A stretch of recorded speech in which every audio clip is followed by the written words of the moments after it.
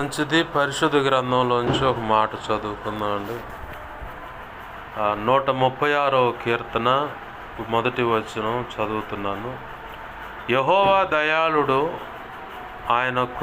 ఆయనకు కృతజ్ఞతాస్తుతులు చెల్లించుడి, ఆయన కృప నిరంతరం ఉండును.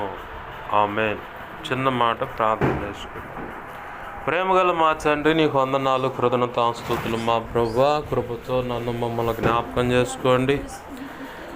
నీ బిడ్డలకు అవసరమైన, మాకు అవసరమైన శ్రేష్టమైన సంగతులు వాక్య ఉపదేశపు కాంచిలో నుంచి మాతో మీరు మాట్లాడమని, అయా అడ్డగించ చూస్తున్న దుష్టుడు, వాడి దూతలు, చీకటి, అంధకార శక్తులు, ఇంకేం అడ్డుపడుతున్నవన్నీ యేసు నామములో నీవు నాకు ఇచ్చిన అధికారం చొప్పున బంధిస్తున్నాను. అయా ఇదిగో తండ్రి, వాటిని విసిరి కొడుతున్నాను. నా చుట్టూ మా చుట్టూ నీవే అగ్ని ప్రాకారమే ఉండను. సిలువ రక్తపు కంచె, రక్షణ కంచె, అగ్ని కంచెను వేసి నీ చేతి నీడలో నన్ను మమ్మల్ని దాచిపెట్టి మాపై నీ మహిమేగా నావరింపచేసి నీ బలమైన సన్నిధి, ప్రభావం, తేజో, మహిమ మా మధ్య ఉంచి మీరే మాతో ఉండి అయా మాతో మాట్లాడమని బతిమలాడుతున్నాను. అయా నీ పక్షం వహించిన నేను బలహీనుడు, ఎంత బలహీన నీకు బాగా తెలుసు. నా సమస్త విధేయతల అతిక్రమ దోషాలు, పాప దోషాలు, ఆజ్ఞాతిక్రమలో పునః క్షమించి సిలువ రక్తంతో కడిగి పవిత్రపరిచి ఈ ఆత్మతో నింపమని ప్రభువా, నీ అనాథ సంకల్పంలో నిర్ణయించిన ధారాళమైన నీ ఆత్మ నడిపింపు, లేఖన ప్రత్యక్షత, ఆత్మ ప్రత్యక్షత, వాక్శక్తినిచ్చి నీవే నీ ప్రజలతో నాతో మాతో మాట్లాడమని బతిమలాడుతున్నాను. శుద్ధ జలంతో సమస్త కీడా పవిత్రతను కొట్టివేయి. పరిశుద్ధాత్మగ్నిలో నన్ను మూలపూటమే శుద్ధ సువర్ణంగా మార్చు. ఆనంద తైలాభిషేకం నీ అయా పరలో శుద్ధ సువర్ణ తైలం నాపై ఇంకను గొప్పగా ఉంచి ఇర్మియా 1 9, 10, 18, 19 నీ కృప దయచేయమని. యెషయా 51:16, మత్తయి 16, 18, 19, అయా మత్తయి 18 ప్రకారం నీ కృప కూడా మాకు దయచేయి. అన్ని విషయాలతో నడిపి సహాయం చేయమని. అపోస్తుల కార్యం 4వ అధ్యాయం 27 నుంచి 31, మత్తయి 10వ అధ్యాయం 1 వచనం 7, 20 వచనం, యెషయా 16 ప్రకారం నీ కృప దయచేయి.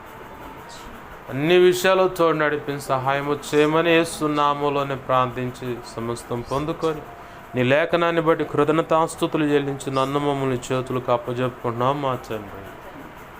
ఆమేన్, ఆమేన్, ఆమేన్. మంచిది. సమకూడిన మీ అందరికీ ప్రభువైన యేసుక్రీస్తు వారి పేరిట నా హృదయపూర్వకమైన వందనాలు.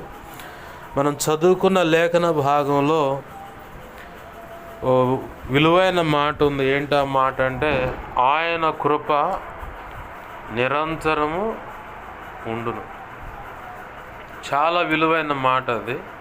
అయితే ఆయన కృప నిరంతరం ఉండాలంటే మనం చేయాల్సిన పని ఏంటంటే, ఆయనకు కృతజ్ఞతాస్తుతులు చెల్లిస్తూ ఉండాలి. ఇదే మనం చదువుకున్న మూలవాక్యం. మన ఎడల దేవుడు కృప చూపించడానికి మనమేమైనా విలువైన వాళ్ళమా? కాదు. ఎన్నోసార్లు దేవుడు ఒకటి చెబితే మనం ఇంకోటి చేసి దారి తప్పి తిప్పలు పడి తన్నులు తిని మళ్ళీ తిరిగి వచ్చి ఆయన పాదాలు పట్టుకొని ప్రభువా ప్రభువా అని అడగటం ఒక వంతు అయితే, కొంతమంది తెలిసి కూడా అజ్ఞాన స్థితిని బట్టి కూడా నాకెందుకు ఇలా చేసావు ప్రభువా, నువ్వు ఉంటే ఎందుకు ఇలా జరుగుతుందని అడుగుతూ ఉంటాను.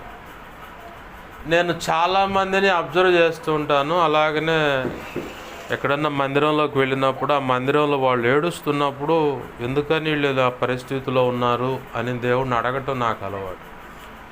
ఎందుకు అడుగుతానంటే, నా వంతుగా నేను ఏదైనా ప్రార్థన చేయడానికి అవకాశం ఉంటుందేమో అని దేవుడిని అడుగుతాను. అడిగినప్పుడు కొంతమంది విషయాల్లో దేవుడు కొన్ని విచిత్రమైన సంగతులు నాకు చెప్పటం నేను చూశాను. ఆ విచిత్రమైన సంగతుల్లో ఈ మధ్య కాలంలో ఒక యవనస్తురాలే, ఒక 25 పైచిలకు ఉంటాయి, ఒక బిడ్డ కూడా ఉన్నాడు. మందిరంలోకి వచ్చి ఇక నా బలిపీఠం పట్టుకొని ఏడుస్తూ ఉంటే నేను దేవుడిని అడుగుతూ ఉన్నాను, ఏంది ప్రభు ఈమె ఎంత డెప్త్లో ఏడుస్తూ ఉంది, ఏదైనా సమస్య అంటే, ప్రభు అన్నాడు, ఆ అమ్మాయిలో ఉన్నటువంటి నాకు నచ్చనివి విడిచిపెట్టకుండా వదిలిపెట్టకుండా నేను ఆమెకు అనుకూలంగా పనిచేయాలని ఏడుస్తూ ఉందబ్బా. చాలా చోట్ల అదే ఉంటుంది. అంటే నేనైనా కానీ ఇంకెవరు అయినా సరే మనం దేవుని ఎదుట దిద్దుకోవాల్సిన విషయాలు దిద్దుకోకుండా అవి అట్నే పెట్టుకొని, అంటే ఎట్లా అంటే రాహేలు కనుక పోత విగ్రహం తెచ్చి మూటలో పెట్టి దాని మీద కూర్చొని వాళ్ళ నాన్నతో చెప్పుద్ది, నాన్న నేను నెలసరి వచ్చి ఉంది నాకు, అంటే కడగా ఉన్నానని రాసి ఉంటుంది అక్కడ. కడగా ఉంటాం అంటే నెలసరి వచ్చింది కాబట్టి నేను లేచి నిలబడలేను. ఇంకా కూతురు ప్రేమ ఇక కాదులే అని చెప్పని పక్కకి వెళ్ళిపోయాడు. మనం కూడా ఆకాన్లాగా వాళ్ళు ఏం చేస్తారు, ఆకాన్ కూడా షీనారు వస్త్రమును కొన్ని వెలగల విలువైన వస్తువులు తెచ్చుకొని ఆ గుడారంలో గుంత తీసి దాచిపెట్టుకొని వచ్చిండు జనంలోకి. ఓ పక్క నష్టం వస్తానే ఉంది, నష్టం జరుగుతూనే వస్తానే. యెహోషువ ఏమో 2 కాళ్ళ మధ్యలో తలపెట్టేసి బోర్ని ఏడుస్తూ ఉండే, అయ్యో ఇజ్రాయేలు చనిపోతున్నారు ప్రభు, చనిపోతున్నారంటే అక్కడ దేవుడు అంటాడు, ఇజ్రాయేలీలు అందరూ పాపం చేశారు, పొరపాటు చేసినోడేమో ఆకాన్ ఒక్కడే, కానీ దేవుడు అంటున్నాడు అందరూ పాపం చేశారు. అదేంది ప్రభు అంటే మొత్తాన్ని పిలువాడు. విచారించగా, అంటే విచారించడంటే వీళ్ళ అని ఇట్లా దేవుడిని అడుగుతూ ఉన్నప్పుడు ఆకాన్ ఉన్న గోత్రం పట్టబడుతుంది. ఆ గోత్రంలో ఎంతోమంది కుటుంబ సభ్యులు ఉంటారు కాబట్టి వాళ్ళని కూడా వరుసగా నిలబెట్టి వీళ్ళ అంటే ఆకాను పట్టుకున్నాను. చెప్పబ్బాయి ఇదంతా నీ వల్లే వచ్చింది, అసలు సంగతి చెప్పంటే దేవుడు చెప్పినట్టు వాస్తవేను, నేనే పొరపాటు చేశాను. ఎంత పొరపాటు చేశారో నీ నుంచి ఇంతమంది చచ్చిపోయారని చెప్పాను. ఎందుకు ఈ మాట దేవుడు పరిచయం చేస్తున్నాడు, గుర్తు చేస్తున్నాడంటే వాస్తవికంగా మనం నమ్మదగని వారం. మనలో ఏమైనా నమ్మిక ఉంటుందా? ఇప్పుడు ఈ క్షణమందు స్థిరంగా ఉన్న ఈ మనసు ఇంకొద్దిసేపటికి మారిపోద్ది. దేవుడితో ఇదిగో ప్రభు నేను ఇలా నడుస్తాను, ఇలా బ్రతుకుతాను, ఇలా నీతో ఉంటాను, నువ్వు చెప్పినట్టు అడుగులు వేస్తానని తీర్మానం చేస్తాం.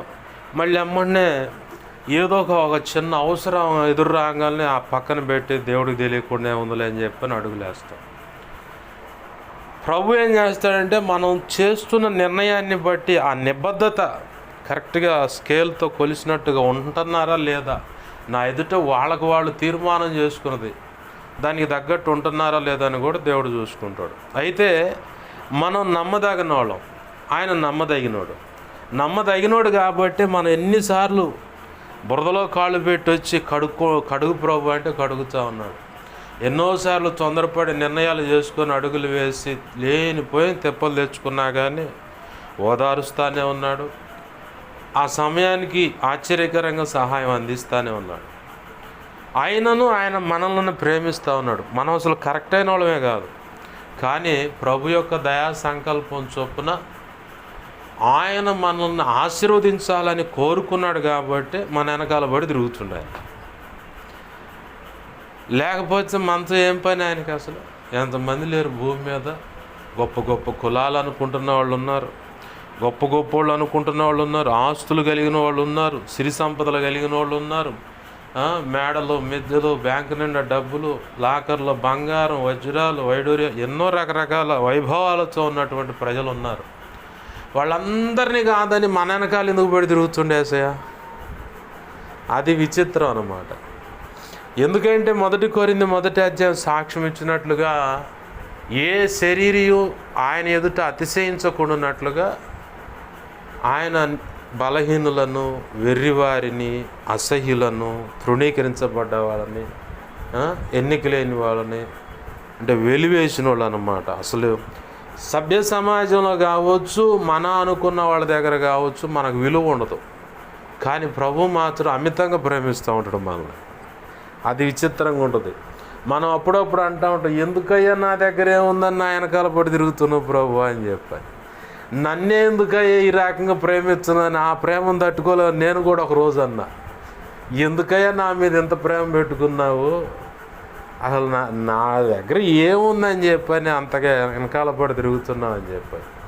ప్రభు ఏమంటాడు, అరే అబ్బాయి జనం వచ్చని సిగ్గుపరచడానికి, లోకంలో మేము పెద్ద కులం, మాకు అంత ఉంది ఎంత ఉంది, మాకు ఆడ అన్ని ఎకరాలు, ఇన్ని సెంట్లు స్థలాలు, ఇన్ని ఇళ్ళు, మాకు ఇన్ని కార్లు, అది ఇదని చెప్పుకునేవాడు సిగ్గుపడాలంటే నేను నిన్ను హెచ్చించాలంటే నువ్వు నా మాటకి లోపడి నేను చెప్పిన దానికి అడుగులేయాలా. ఇట్లా లింక్ అయి ఉంటాయి అన్ని దేవుడిచ్చే ఆశీర్వాదాలకి. అయితే ప్రభు మనల్ని మిక్కటంగా ప్రేమించాడు కాబట్టి నిన్నైనా నన్నైనా ఎవరినైనా సరే ప్రభు ఆశీర్వదించాలని మిక్కటంగా ప్రేమించి మనల్ని కోరుకున్నాడు. కోరుకుంటానికి ఆయన మన దగ్గర ఏముందని ఏమీ లేదు. మనం అంతా మురికి గుడ్డలతో ఉన్నవాళ్ళం. ఈ మైండ్ సరిగా ఉండదు అసలు. ఒక్క రాగాన కూడా ఉండవు సరిగా. ఇడి జీవితాడు తిరుగుతున్నాం. మన పిల్లలే మనకి ఎగ్జాంపుల్, ఉదాహరణ. మన పిల్లలే మనకి. అరే ఆడు బొమ్మకంటే పోయి అటు తిరిగి వచ్చి దెబ్బలు తిని వచ్చి రాగా 4 నువ్వు బాచ్చు, మళ్ళీ పోలే ఇంకా బొమ్మ కానీ మళ్ళీ అన్నీ సరిచేచ్చు.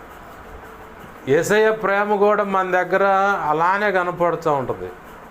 అయితే ప్రభువు మనల్ని ఆశీర్వదించాలని కోరుకున్నాడు కాబట్టి ఆశీర్వదించాలని కోరుకున్న వ్యక్తి విషయంలో అపవాది దృష్టి కూడా కొంత ఉంటుంది.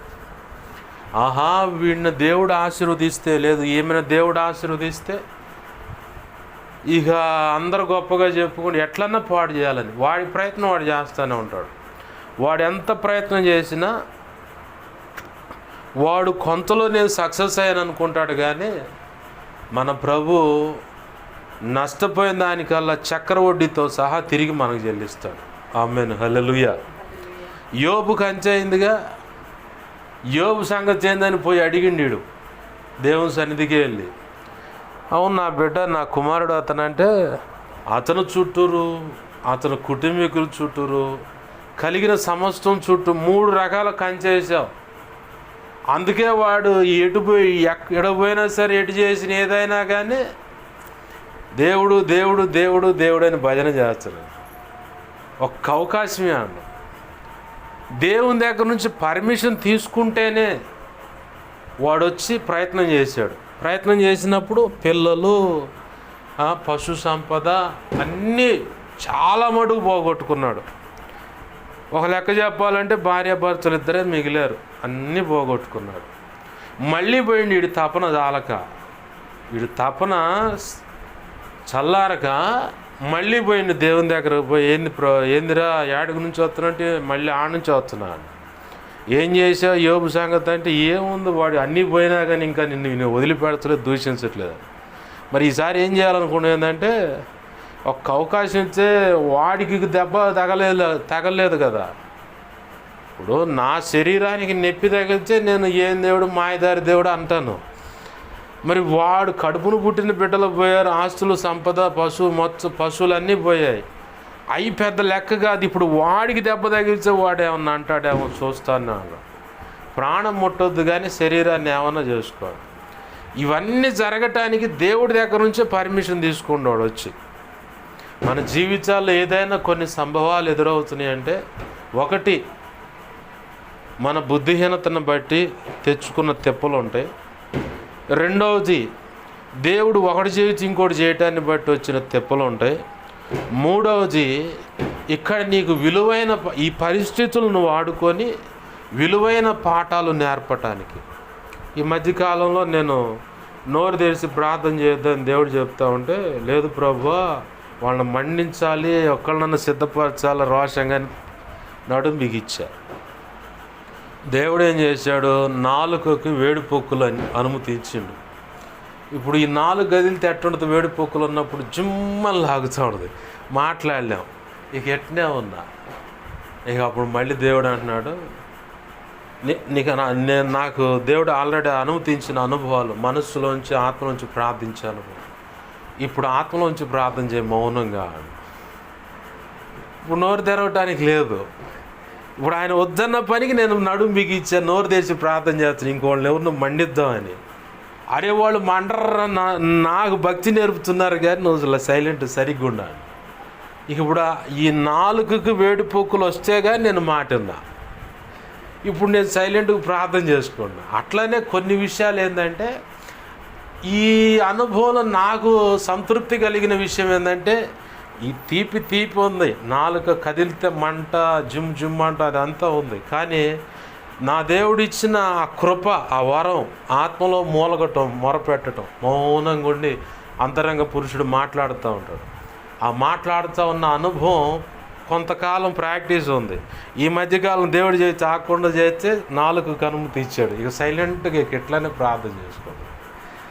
నా ప్రభువా, ఆత్మలో ప్రార్థన చేసేదానికి నువ్వు పాలిష్ పెట్టావు, అది ఇంప్రూవ్ చేసావు, ప్రయోజనకరంగా మార్చావు, నీకు స్తోత్రం అని చెప్పాను అనుకో. ఇప్పుడు ఒకటి మనం బుద్ధిహీనంగా అడుగులేసిన దాన్ని ఒకటి తెప్పులో, రెండోది దేవుడు చెప్పినట్టు వినకపోతే వచ్చే తెప్పులో, మూడవది ఆయన అనుమతించిన అనుభవాల్లో విలువైన పాఠాలు ఉంటాయి. ఆ విలువైన పాఠాల్లో ఆధ్యాత్మిక క్షేమాభివృద్ధికి అలాగనే భౌతిక సంబంధమైన అనుభవాలకు కూడా మూలాలుగా ఉంటాయి ఆయన నడిపించే విధానం. ఇక్కడ అది మనకు అర్థం కానప్పుడు ఏం చేస్తామంటే దేవుడు దేవుడు దేవుడు అని ఏందయ్యా అంటాం. అది అర్థమైందనుకో, ఇక్కడ నేనేం నేర్చుకోవాలి చెప్పు ప్రభువా అంట. నాకు నేర్చుకునే మనసునిచ్చి నాకు నేర్పు, ఇలాంటి పరిస్థితుల్లో ఆదుకోవటానికి. ఒకవేళ అప్పు ఉందా, ఇంకెప్పుడు తొందరపడి అలాంటి అడుగు లేకుండా. నేను ఈ పట్టణంలోకి వచ్చినప్పుడు కార్ డ్రైవర్గా వెళ్తూ ఉంటే ఒక ఆయన కారు డ్రైవింగ్ చేస్తూ దానికి వారాలు వడ్డీలు తీసుకుంటే ఆయన నన్ను చూపించి డబ్బులు తీసుకుని నేనే పోయి కట్టి వస్తున్నా. ఇప్పుడు ప్రస్తుత ఎమ్మెల్యే గారి ఇంటికాడే ఆ హాస్పిటల్ కాడే నన్ను సొక్కా పట్టుకొని నిలబెట్టాను. ఇక అంతే, ఇక ఎవరికి అడ్డం ఉండదలుచుకోలేదు, అప్పు కూడా చేయదలుచుకోలేదు. ఉంటే తింటాం, లేదంటే మెలకుండా ఉంటాం. నీళ్లు పోసుకుని ఉప్పేసుకొని అని తిన్న రోజులు ఉన్నాయి. ఒకసారి ఊళ్ళో ఉన్నప్పుడు డ్రైవర్గా వెళ్తూ ఉంటే 1/2 కిలో కందిపప్పు నాకు అప్పు ఇలా. అప్పటి నుంచి కూడా ఉంటే తింటాం, లేదంటే మామూలుగా ఉంటాం. ఇక నన్ను అప్పు ఎవరైనా చేయమన్నారు అనుకో, ఎవరైనా వచ్చి అప్పు అడిగారు అనుకో, రూపాయి ఉంటే ₹10 ఇస్తా, ఇంక నేను అడగను. లేదనుకో, నాకు ఇంకో వెంటనే నాకు వేరే చోట సహాయం వస్తుంది, నా మనసు ప్రేరేపిస్తే ఆ రూపాయి ఇచ్చేసి మెలకుండా చూస్తూ ఉంటా. ఏందయ్యా ఏంది ఇప్పటికీ ఎవరిని అడిగారు కానీ నేను రక్షణలో లేనప్పుడు అంతే ఉంది, రక్షణ పొందిన తర్వాత కూడా అంతే ఉంది. ఎందుకంటే ఒక వ్యక్తి సాధక బాధలు ఇవన్నీ మామూలే, ఈ అప్పులనే కానీ రోగాలనే కానీ ఇలాంటి పరిస్థితులు ఏయైనా కానీ కొన్ని మనం అక్కడ నేర్చుకోవాల్సినవి కొన్ని ఉంటాయి. ఆ నేర్చుకునే అనుభవ పాఠాలు, దానివల్ల దేవుడు ఆశీర్వదిస్తాడు. మనకు అది అర్థం కాదు కానీ అక్కడ అవతల వ్యక్తికి నువ్వు సహాయపడే విషయంలో ఇక్కడ నీకు అనుభవం ఎదురైతేనే అక్కడ నువ్వు ఆ వ్యక్తిని హ్యాండిల్ చేయగలుగుతావు, అంటే సరైన రీతిగా నడిపించగలుగుతావు. ఇంకొక విషయం ఏంటంటే ప్రభువు మనకి తోడై ఉన్నాడు, వాస్తవమే. తోడై ఉన్న దాన్ని బట్టి విచ్చలవిడిగా ఖర్చు పెట్టకుండా వచ్చిన రూపాయిని కూడా జాగ్రత్తగా ఖర్చు పెట్టుకునే విధానం కూడా నేర్పుతాడు. ఈ పరిస్థితుల్లోనే వ్యక్తుల యొక్క వ్యక్తిత్వాలు ఎలా ఉన్నాయో కూడా నీకు నేర్పుతాడు. ఏ వ్యక్తి కూడా నమ్మదగిన వాడు కాదని పూర్తిగా నీకు అంతుబట్టేలాగా ఆ వ్యక్తి స్వభావం అంతా నీకు అర్థమయ్యేలా చేస్తాడు. భర్త కావచ్చు, భార్య కావచ్చు, తల్లి కావచ్చు, తండ్రి కావచ్చు, తోడబుట్టిన అక్క చెల్లి, లేదంటే అన్న తమ్ముడు, వాళ్ళ వ్యక్తిత్వాలు ఎలా ఉంటాయి అన్నది నువ్వు ఇరుకులోకి వెళ్ళినప్పుడే నీకు అర్థమైంది. ఆ ఇరుకులోకి వెళ్ళనంతసేపు మా అమ్మ ఎప్పుడైనా అమ్మా అంటే సహాయపడుతుంది, మా నాన్న ఎప్పుడైనా నానా అంటే సహాయపడతాడు. వీళ్ళు సహాయపడకపోయినా అక్క ప్రాణం ఇచ్చేంతగా నన్ను ప్రేమిస్తుంది చెల్లెలు కాబట్టి మా అక్క సహాయం చేస్తుంది, లేదా మా చెల్లి సహాయం, మా తమ్ముడు, మా అన్న, ఇట్లా లేదంటే ఇరుగు పొరుగు వారి మీద కూడా డిపెండ్ అవుతాం మనం. అవసరం అనగానే అయ్యా అమ్మ అనగానే ఎమ్మడిని సహాయం అందుద్ది అనుకున్నాం. ఫోన్ ఇస్తాడు. పోయిన తర్వాత మన యాడికి పోతాం, ఇరుకులోకి వెళ్తూ ఉంటాం. అక్కడ నిలబెట్టి వీళ్ళందరి అసలు స్వభావాలు బయటకు చూపిస్తాడు. అప్పుడు యాడికి పోతాం మనం? ప్రారంభంలో దేవుని దగ్గరికి ఎలా అయితే వచ్చాం, మళ్ళీ తిరిగి వచ్చి యేసయ్య పాదాలు పట్టుకొని ప్రభువా నాకు సహాయం చేయి, వీళ్ళందరూ నమ్మాను కానీ ఒక్కళ్ళు కూడా నాకు తోడ్పడచలేదు. దాచేపల్లిలో ఒక అక్క ఉంది, మా అమ్మోళ్ళు మా చెల్లెళ్ళు ఉన్నారన్న మాకు అంది. నేను మామూలుగానే చూస్తూనే ఉంటా. ఒకరోజు వాళ్ళ అమ్మ అందంట, మీ ఇంట్లో ఎవరైనా చచ్చిపోతే మా ఇళ్ళ ముందు మీ శవాలను బండయ్యనియం, ఇంటి ముందు పండ పెడతాను ఒప్పుకోం ఆ శవాన్ని అని చెప్పండి. వచ్చి బోర్ నెడుతుంది. వాళ్ళ వ్యక్తిత్వాలు నాకు తెలుసు కాబట్టి నేను మెలకున్నాను. ఎందుకంటే రక్షణ పొందిన వాడికి రక్షణ లేని వాళ్ళకి వ్యత్యాసం వేరు ఉంటుంది. తర్వాత మళ్ళీ ఒకసారి వేరే అవసరం వచ్చే ఏమైనా తోమారు, వాడుకున్నారు, ఏం అవసరం వచ్చేసరికి వాళ్ళు పక్కకు వచ్చారు. ఇప్పుడు కూర్చొని దేవుడా అంటుంది. అంటే కొన్ని పరిస్థితులు మన స్వేచ్ఛగా నువ్వు నమ్మావు కాబట్టి నడవనిస్తాడు, ఆ వ్యక్తులు సహాయం అందనిస్తాడు. ఓ సమయం వచ్చినప్పుడు వీళ్ళందరూ కూడా వ్యర్థమే అన్న సంగతి నీకు తెలిసేలాగా కొన్ని పరిస్థితులు వాడుకొని అవన్నీ నీ మేలుకే జరిగిస్తాడు. అన్నీ మనం అనుకుంటాం, అది అర్థం కానప్పుడు ఎందుకు ఇలా అనుకుంటాం. కానీ అసలు ముందు ఫస్ట్ ఆఫ్ ఆల్ ఆ వ్యక్తుల స్వభావం ఎలా ఉందో నీకు పూర్తిగా అంతుపట్టేలా చేస్తాడు. ఆహా, నా దేవుని కంటే నమ్మదగిన వాళ్ళ వీళ్ళు కాదు కదా, వీళ్ళు నా బోటోళ్ళే కాబట్టి వాళ్ళని నమ్మటం కంటే యెహోవాను ఆశ్రయించటం మేలు. లేఖనం ఉందిగా కీర్తనలో, మనుషులు నమ్మటం కంటే రాజులు నమ్మటం కంటే రాజులు రాజైనా యేసయ్య నమ్మటం మేలు అన్నట్లుగా ఇప్పుడు ఆడకొస్తూ ఆడకు రాగానే ఇక అప్పుడు ఆయన పని మొదలు పెడతాడు. అబ్రహాముతో లోతు ఉన్నంతసేపు ఆశీర్వదింపబడ్డాడు. అబ్రహాము లోతు కూడా ఆశీర్వదించబడ్డారు. కానీ అబ్రహాము ఎప్పుడైతే లోతు ఎప్పుడైతే అబ్రహాము నుంచి వేరయ్యాడో అప్పుడు దేవుడు అబ్రహామును ప్రత్యేకంగా ఆశీర్వదించడం మొదలుపెట్టాడు. కరువులో దేవుడు చెప్పినట్టు విత్తనాలు ఇస్సాకు నాటాడు. ప్రభు మీద ఆనుకొని ఆయన వైపు చూస్తానే అడుగులు వేశాడు. ఇస్సాకు ఏమయ్యాడు? క్రమంగా గొప్పవాడగు వరకు, మిక్కిలి గొప్పవాడగు వరకు యెహోవా అతనికి తోడై ఉండెను, ఆశీర్వదించినను. మనమేం చేస్తాం? మన సొంత ప్రయత్నం, తలలో పుట్టిన ఆలోచనలన్నీ ప్రయత్నం చేస్తాం, అక్కడే దెబ్బ అవుతాం. దేవుడు ఏం చేస్తాడంటే, ఈమె లేదా ఇతను నన్నెంతగా నమ్మింది, నన్నెంతగా నమ్మాడు అన్నది ఖచ్చితంగా దేవుడు చూసుకుంటాడు. కొద్దిగా కింద స్థాయి కంటే ఒక్క పూట జరగటం కూడా కష్టము అనుకున్న పరిస్థితి మన జీవితంలో కనపడ్డా అక్కడ కూడా నువ్వు నమ్మకంగా దేవుని వైపు చూస్తున్నప్పుడు నా ప్రభు ఒక్కసారికి అలా చూపిస్తాడు. నిన్ను తీసుకువెళ్ళి ఆ పైన దేశం యొక్క ఉన్నత స్థలంలో అంటారు కదా, ద్వితీయోపదేశకాండ 28లో సెలవు ఇచ్చినట్లుగా తలగానే ఉంచుతాను కానీ తోకగా ఉంచనన్నాడుగా, అప్పిచ్చేవానిగానే చేస్తాను కానీ అప్పు చేసేవానిగా చేయనన్నాడుగా. ఇక ఆ లేఖనాలన్నీ నీకు గుర్తొచ్చేలాగా చిన్నగా ముందు ఒక 1000 రూపాయలు ఇస్తాడు, జాగ్రత్తగా చూసుకున్నావు లేదని చూస్తాడు. మళ్ళీ అమ్ముడినే 10,000, మళ్ళీ అమ్ముడినే అలా అమౌంట్ పెరుగుతున్నట్లుగానే నీ స్థాయి పరిస్థితులు అన్నీ పెరుగుతూ ఉంటాయి. ముందు నిన్ను పరీక్షించుకుంటాడు, నువ్వు ఎంతవరకు నిలబడుతున్నావు, నువ్వు ఎలా ఉంటున్నావు అన్నది పరీక్షించుకుంటాడు. ఆయన చెప్పిన మాటకు అనుగుణంగా అడుగులు వేస్తున్నావు లేదని కూడా చూసుకుంటాడు. ఇప్పుడు నేనున్న బాప్తిసం పొందిన 2వ సంవత్సరం ప్రభు అన్నాడు, ఇక ఆగు, పనికి పోకుండా బండి పక్కన పెట్టి భక్తి సాధన చేయండి. అదేంది ప్రభు, మరి పోషణ ఎట్ట, తింటం ఎట్ట అంటే, కరువులో ఇస్సాకు నేను పోషించాగా, ఆశీర్వదించాగా, నేను నీకు అన్నీ చూసుకుంటాను, నువ్వు మోకాళ్ళే. 2015 జనవరి 28 రక్షణ, 17లో దేవుడు మాట్లాడాడు. ఆ నుంచి ఇప్పటి వరకు ఇంచుమించుగా 9 సంవత్సరాలు అట్లానే దేవుని పాదాలు పట్టుకొని ప్రార్థనలో పెనుగులాడుతా. ఇక సేవలోకి వచ్చేసరికి ఫుల్ టైం సేవ. ఏదైనా జీవం సంబంధం చూద్దాం అంటే కుదరదు, ఫుల్ టైం సేవ చేయండి. ఎంతమంది సంఘం అంటే ఒక్క ఆత్మ. ఇప్పుడు ఈ చూసేవాడికి ఎర్రితనంగా ఉంటుంది.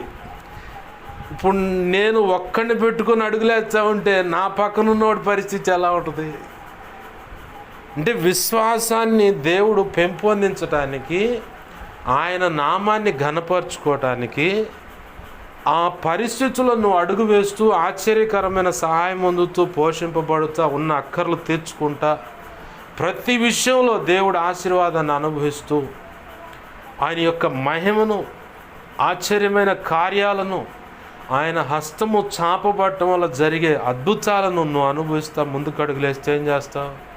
నిత్యం నువ్వు చేసే మొట్టమొదటి పని ఏంటంటే, దేవా నీకు కృతజ్ఞతాస్తుతి, ఈరోజు ఈ రీతిగా ఆశ్చర్యకరంగా సహాయం నాకు అందింది. ఆ సహాయం అందటానికి నువ్వు ఎంత కన్నీరు గార్చి ఉంటావో, ఎంతగా వేదన పడి ఉంటావో, కానీ మనలో ఆ లోతైన పశ్చాత్తాపం, ఆ లోతుగా దేవుని పాదాలు పట్టుకునే అనుభవం ఆ పరిస్థితుల్లో ఉన్నప్పుడు వచ్చుద్ది, కానీ మిగతా పరిస్థితుల్లో రాదు. దేవుడు సమస్తం ఎరిగినవాడు కాబట్టి మనల్ని ఎంత మటుకు పరీక్షించాలో, ఎంత మటుకు ఆయన శోధనలోకి తీసుకువెళ్ళి, శోధనలో ఎందుకు తీసుకువెళ్తాడంటే మన విశ్వాసానికి మెరుగు పెడతాడు. అక్కడ యోబు విశ్వాసానికి మెరుగు పెట్టబడింది. అన్నీ పోయినా కానీ భార్య వచ్చి ఇంకా దేవుడు అంటావేంది, దేవుడు లేడు, ఏం లేదు, ఆ దేవుని దూషించి చచ్చిపోను, ఆమె స్థితిని మర్చిపోయింది. ఇప్పుడు భర్త లేకపోతే నాకు సమాజంలో విలువ లేదు, నా భర్త ఉండబట్టి నాకు గౌరవం మర్యాదలు దక్కుతున్నాయి, ఈ గౌరవం ఈ మర్యాద లేకుండా పోయేలాగా నువ్వు చచ్చిపో అంటున్నా అంటే ఆల్రెడీ అపవాది ఆమెను పట్టుకొని కదిలిస్తున్నాడన్న సంగతి యోబుకు అర్థమై మూర్ఖురాలు మాట్లాడినట్టు మాట్లాడమాకమ్మ. మూర్ఖురాలా అనలా, డైరెక్ట్గా మూర్ఖురాలు మాట్లాడినట్టు మాట్లాడమాక. మేలు అనిపించటానికే మనం తగిన వాళ్ళమా? దేవుని దగ్గర నుంచి కీడు కూడా మనం అనుభవించడానికి అర్హులమే. అన్ని సమయాల్లో అన్ని విధాలుగా ఈ స్థితిని బట్టి కూడా యెహోవాకే స్తోత్రం అన్నారు. ఆమేన్, హల్లెలూయా. కాబట్టి ఒక్కో సమయంలో ఏం చేస్తారంటే ఆ పరిస్థితుల్లోకి మనం తీసుకెళ్ళినప్పుడు మనం కదిలిపోయే పని లేదు, ప్రభువుని ఒక్కటే అడగటమే. కదలని సియోను కొండలాగా నన్ను నిలబెట్టయ్యా, నీ కృపచేత నన్ను ఆశీర్వదించు. ఇది ఈ స్థితిలో మరి నువ్వు అనుమతించిందా, నీకు స్తోత్రం. ఒకవేళ ఆ సిగ్గుమాలినోడు వచ్చి తిప్పలు పెడుతుందా, వాడిని 4 దన్ని తరిమి, నేను బలహీనరాలని, నేను బలహీనుని, లేదు ఏమైనా దురాత్మ అంధకార శక్తుల వాటితో నేను పోరాడలేను. నా భక్తి ఎంత, నా ప్రార్థనా జీవితం ఎంత, నేను చదువుకునే వాక్యం ఎంత, నీ మీద నేను ఆనుకున్న విధానము, ఆ స్థాయి ఎంత నీకే బాగా తెలిసేసయ్యా. కాబట్టి నాకు సహాయం చేయని చెప్పని ఆయన పాదాల మీద మనం పడితే ఆశ్చర్యకరంగా ఆయన కార్యాలు చేస్తాడు. అందుకే మనం కృతజ్ఞతాస్తుతులు చెల్లించాల్సింది. యెహోవా దయాళుడు.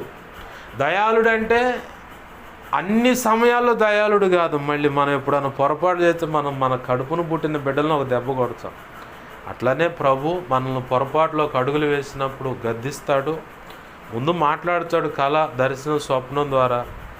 వెళ్ళలేదనుకో గద్దిస్తాడు, లేదంటే ఏదో ఒక సమస్యను అట్లా చూపించి లైన్లో తెచ్చుకుంటాడు. ఆయన అనుకున్న మార్గంలో నడిపిస్తూనే ఉంటాడు. వాస్తవానికి మనం అర్హులం కాదు ఆయన కృప పొందటానికి. అయినా కానీ ఆయన అంటాడు ఆయన కృప నిరంతరం, అంటే మనకు అన్ని తరాలకు చాలినట్లుగా ఆయన కృప మనకి తోడు చేస్తూ ఉన్నాడు.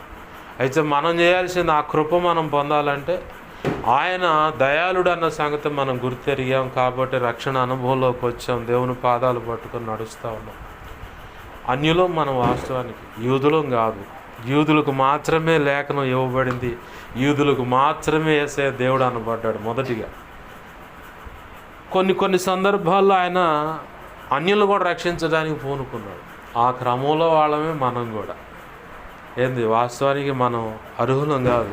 ఈ మధ్యకాలంలో ఇదే మాట మీద ఒక పాట రాయడానికి దేవుడు కృపనిచ్చి, అన్య ఆరాధన చేసే నన్ను శాశ్వతంగా ఆశీర్వదించాలని కోరుకొని నాతో నువ్వు మొదటిగా సహవాసం చేశావు, నీ స్నేహితుడని పిలిచావయ్యా అబ్రహాము విషయంలో. అలా దేవుడు నాతో కూడా పిలిచిన అనుభవాలు ఉన్నాయి. ఇంకా ఆ మాటలు తలపోస్తా, గొర్రెలు కాసుకునే నేను అని చెప్పని ఏంటి పౌలు గారి గురించి చివరికి నా విషయంలో రాసుకున్న నా పాట, యెహోవా దయాళుడు, ఆయన కృప నిరంతరం. ఆయనకు నిత్యం మనం చేయాల్సింది ఏంటంటే కృతజ్ఞతాస్తుతులు చెల్లించటం. లేఖనంలో మాట ఉంది, యెహోవా సన్నిధిలో మౌనంగా ఉండుట ఆయనకు స్తుతి చెల్లించుటే. అంటే మౌనంగా ఆయనకి వెళ్ళి అట్లనే చూస్తామంటే స్తుతి చెల్లించినట్లేను. కాబట్టి దేవుడు తాను కృపను బట్టి ఇప్పటి వరకు చేసిన అద్భుత కార్యాలను బట్టి కృతజ్ఞతాస్తుతులు చెల్లిద్దామండి. అలాగనే జరగబోతున్న రానున్న దినాల్లో మనం అనుభవించబోతున్న ప్రభు ఇయ్యబోతున్న ఆశీర్వాదాలను బట్టి కూడా కృతజ్ఞతాస్తుతులు చెల్లిద్దామండి. ఆయన కృప నిరంతరం మనం అనుభవిద్దామండి. అటు కృప ప్రభు కృపను బట్టి మనందరికీ అనుగ్రహించునుగాక. ఆమేన్.